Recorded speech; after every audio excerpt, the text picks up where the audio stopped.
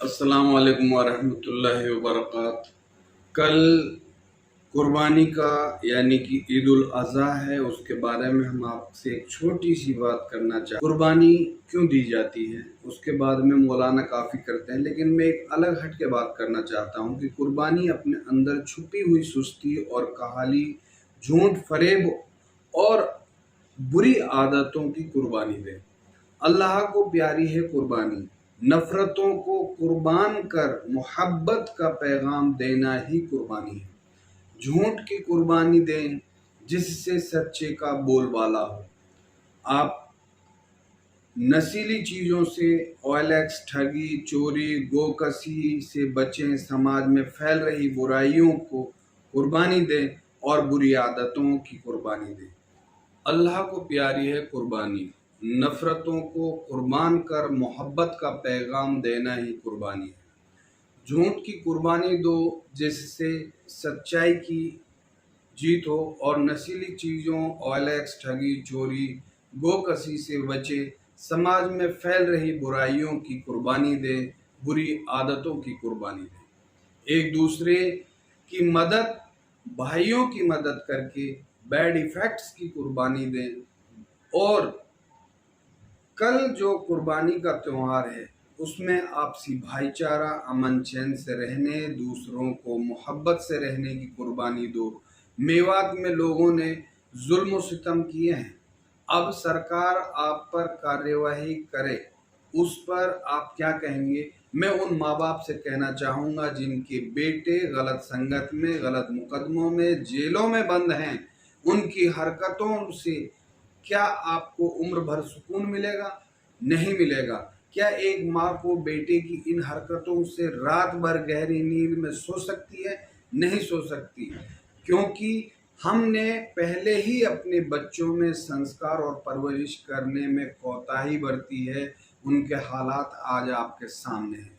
दूसरों के घरों को उजाड़ने से अपने घरों में सुख शांति आ सकती है क्या? नहीं आ सकती। दूसरों के घरों में बर्बाद करके अपने घरों को आबाद हो सकता है क्या? नहीं हो सकता। बुरी आदतों से, ठगी से, बेईमानी, चोरी से, एक दूसरे के हक खाने से, जिस तरह से हम लोग आज जिस दलदल में फंसे हुए हैं आपको सब पता है। लेकिन हम लोग किस मजबूरी में हैं, किस चीज़ से मजबूर हैं कि हम इनका डटकर मुकाबला नहीं कर रहे हैं। हमें सरकार का साथ देना है, हमें इस्लाम को आगे बढ़ाना है, इस्लाम की आदतों को जो हमें दी गई हैं उन पर चलना है, अल्लाह को मानना है। हमारे पैगंबर हुजूर पाक सल्लल्लाहु अलैहि वसल्लम जिन्होंने हमें हिदायत दी है अच्छा करने की, बुरा से बचने की, उन सब पर अमल करना है। नमाज पढ़ते हैं हम पांचों वक्त की, क्या हम बुराइयों से रुक रहे हैं? नहीं रुक रहे हैं, क्योंकि हमारी नमाजों में वो लज्जत नहीं है। तो नमाज जो हमारी होती है वो बुराइयों से बचाती है, लेकिन नहीं बच पा रहे हैं, क्योंकि हम किसी न किसी हालात से मजबूर हैं। हम गाँवों में, शहरों में अपने एक दूसरे लोगों की बुराइयां करते हैं, एक दूसरे के ऐब को दूसरों तक पहुंचाते हैं, और वो बुराइयां एक दूसरे में एक बड़ा बवाल खड़ा होकर के आप लोगों की कमजोरी, आप लोगों की कमियां दूसरों तक पहुंच रही हैं। जब हम एक दूसरे की बुराई कर रहे होते हैं, कोई ना कोई बंदा आपकी भी कोई बुराई कर रहा होगा। आज हम लोगों को इन सब बुराइयों से, इन सभी बैड इफ़ेक्ट्स से कुर्बानी करनी है। आज हमें इन सब चीज़ों को, आज ये त्यौहार हमारे सामने जो आया है, आज हमने मेवात के हालात देखे हैं। ये त्यौहार हमें इस बात के लिए कह रहा है कि हमें बुरी चीज़ों की कुर्बानी देनी है।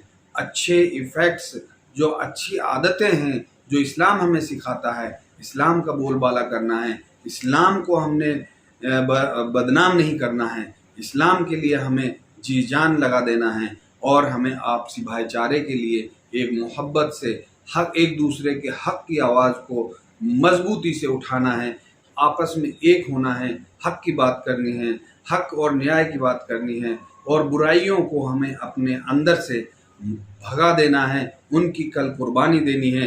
इन्हीं उम्मीदों के साथ आप सभी को ईद की बहुत बहुत मुबारकबाद। अल्लाह ताला आपको हमेशा सुख शांति अमन चैन से रहने की तौफीक अता फरमाएं और अपने भाइयों के हक के लिए लड़ने की तौफीक अता फरमाएं। बहुत बहुत शुक्रिया, धन्यवाद।